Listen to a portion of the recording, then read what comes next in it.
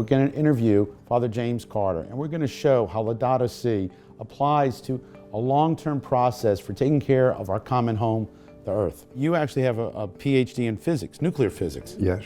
And the Jesuits were well known for their work in physics, so that goes back centuries, actually. Yeah. So, Father, science and theology coming together. Pope Francis stepped up. This is a first, because an encyclical, on the average, I'm thinking 7 years. So when one is issued, we're thinking of John Kennedy with nuclear back in the 60s, an encyclical, but now on the environment. I'm not going to say that earlier popes did encyclicals on the environment, but certainly John Paul II and Pope Benedict put out documents very strongly phrased about how we need to protect the environment. It's a moral issue. It has to do with our progeny. There are all sorts of reasons why the popes, not just starting with this one, have told us that we need to be concerned about the planet we live on. But this one, it's very lengthy with 6 parts. Yes. And it's got a plan of action. It's interesting that the plan of action is not really a detailed plan of action. It's a call to governments around the world to think about this, to plan together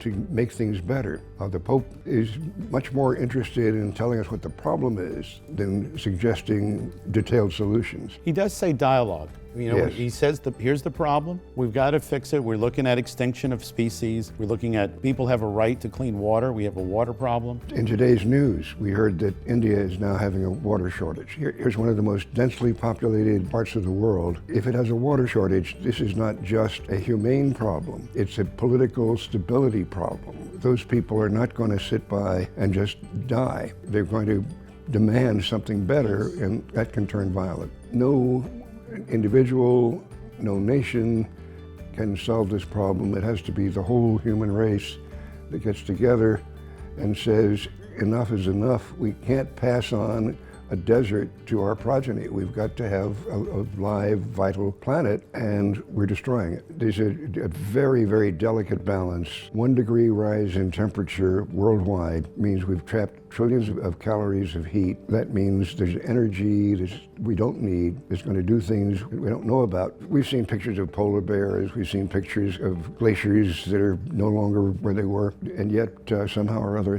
our society is asleep.